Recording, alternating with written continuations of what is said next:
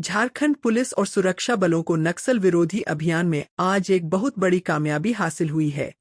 राजधानी रांची के धुर्वा स्थित पुलिस मुख्यालय में ऑपरेशन नवजीवन के तहत कुल 27 खूंखार नक्सलियों ने एक साथ आत्मसमर्पण कर दिया। इनमें प्रतिबंधित संगठन भाकपा माओवादी के 25 और उग्रवादी संगठन जेजेएमपी के 2 सदस्य शामिल हैं। सरेंडर करने वाले नक्सलियों में कई सब जोनल कमांडर भी शामिल हैं, जिन पर सरकार द्वारा कुल 33 लाख रुपए का इनाम घोषित था। इन उग्रवादियों के खिलाफ राज्य के विभिन्न थानों में कुल 426 आपराधिक मामले दर्ज थे। सुरक्षा बलों के बढ़ते दबाव और सरकार की पुनर्वास नीति से प्रभावित होकर इन्होंने मुख्य धारा में लौटने का फैसला किया है। रांची में नक्सलियों के आत्मसमर्पण कार्यक्रम के दौरान उनके पास से भारी मात्रा में अत्याधुनिक हथियारों और गोला बारूद का जखीरा पुलिस को सौंप दिया गया। सुरक्षा बलों के सामने डाले गए हथियारों में light machine gun, LMG, INSAS राइफलें, एसएलआर राइफलें, कई आधुनिक पिस्टल, भारी संख्या में मैगजीन और लगभग 3000 जिंदा कारतूस शामिल हैं। झारखंड पुलिस के वरिष्ठ अधिकारियों ने बताया कि ये हथियार सुरक्षा बलों से लूटे गए थे या अवैध नेटवर्क के जरिए जंगलों तक पहुंचाए गए थे। इन हथियारों की बरामदगी से नक्सली संगठन वैचारिक रूप से टूटने के साथ साथ अब सैन्य और रणनीतिक रूप से भी बेहद कमजोर हो गए हैं।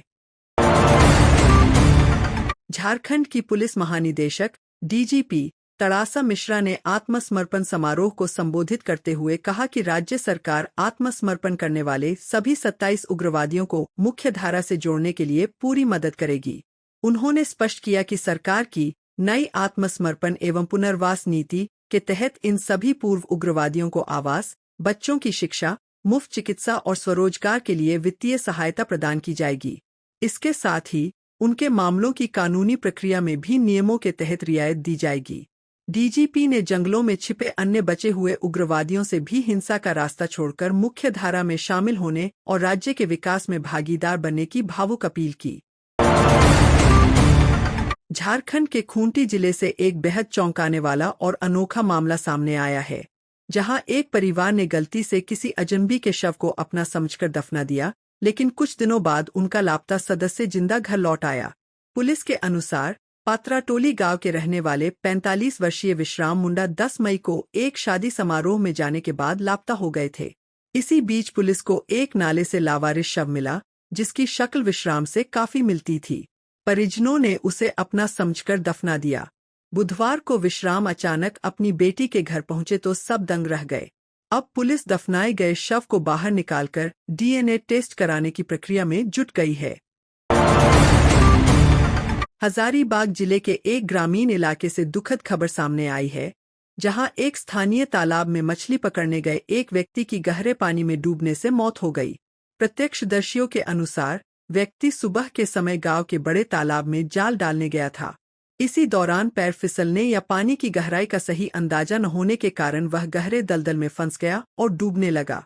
किनारे पर मौजूद लोगों ने शोर मचाया और उसे बचाने की कोशिश की, लेकिन तब तक बहुत देर हो चुकी थी। स्थानीय प्रशासन और ग्रामीणों की मदद से शव को बाहर निकाला गया। पुलिस ने पंचनामा कर शव को पोस्टमार्टम के लिए भेज दिया है। झारखंड में मौसम का मिजाज एक बार फिर तेजी से बदल गया है। मौसम विज्ञान केंद्र ने रांची, धनबाद और जमशेदपुर सहित राज्य के कई जिलों के लिए तीव्र आंधी तूफान का ऑरेंज अलर्ट जारी किया है। मौसम वैज्ञानिकों के अनुसार बंगाल की खाड़ी में बने कम दबाव के क्षेत्र के प्रभाव से अगले 24 से 48 घंटों में 50 से 60 किलोमीटर प्रति घंटे की रफ्तार से तेज धूल भरी हवाएं चल सकती हैं और गरज चमक के साथ भारी बारिश होने की संभावना है। इस बदलाव से लोगों को भीषण गर्मी से तो राहत मिलेगी, लेकिन कच्चे मकानों और फसलों को नुकसान पहुंचने की आशंका है। आपदा प्रबंधन विभाग ने लोगों को सतर्क रहने की सलाह दी है। कोयलांचल धनबाद के तेतुलमारी राजगंज मुख्य मार्ग पर आज सैकड़ों स्थानीय ग्रामीणों ने अवैध कोयला खनन और इसके परिवहन के खिलाफ जोरदार प्रदर्शन किया। आक्रोशित ग्रामीणों ने सुबह से ही सड़क पर टायर जलाकर और मानव श्रृंखला बनाकर पूरी तरह से चक्का जाम कर दिया, जिससे वाहनों की लंबी कतारें लग गईं।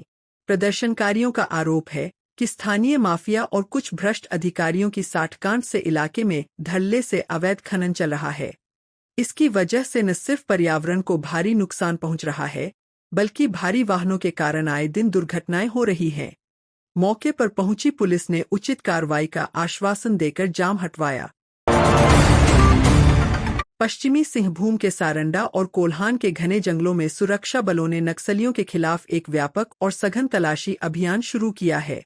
खुफिया इनपुट के अनुसार भाकपा माओवादी के शीर्ष और 1 करोड़ रुपए के इनामी पोलित ब्यूरो सदस्य मिसिर बेसरा के दस्ते की गतिविधियों को इस क्षेत्र में देखा गया है। इसी को ध्यान में रखते हुए सीआरपीएफ, झारखंड जगुआर और जिला सशस्त्र पुलिस बल के जवानों ने पूरे इलाके को चारों तरफ से घेर लिया है। सुरक्षा बलों ने जंगलों के भीतर नए फॉरवर्ड बेस कैंप स्थापित किए हैं ताकि नक्सलियों के रसद और संचार नेटवर्क को पूरी तरह काटा जा सके। अभियान के कारण अंदरूनी इलाकों में कड़ी चौकसी बरती जा रही है। देवघर जिले के चित्रा थाना क्षेत्र के अंतर्गत आने वाले माझीडीह गांव से एक दिल दहला देने वाली घटना सामने आई है। यहां जमीन और संपत्ति के आपसी विवाद को लेकर एक कलयुगी बेटे ने लाठी डंडों से पीट कर अपने ही बुजुर्ग पिता की बेरहमी से हत्या कर दी।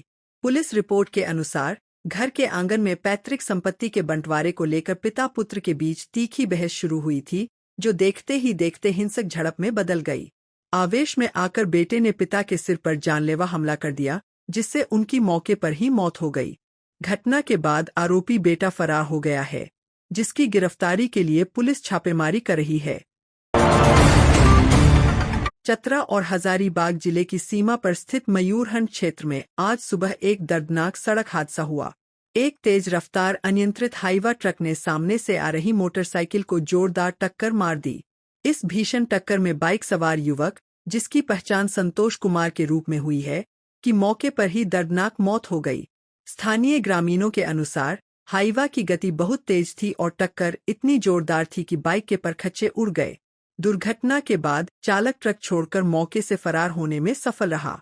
पुलिस ने दुर्घटनाग्रस्त वाहनों को जब्त कर लिया है और चालक के खिलाफ मामला दर्ज कर आगे की जांच शुरू कर दी है।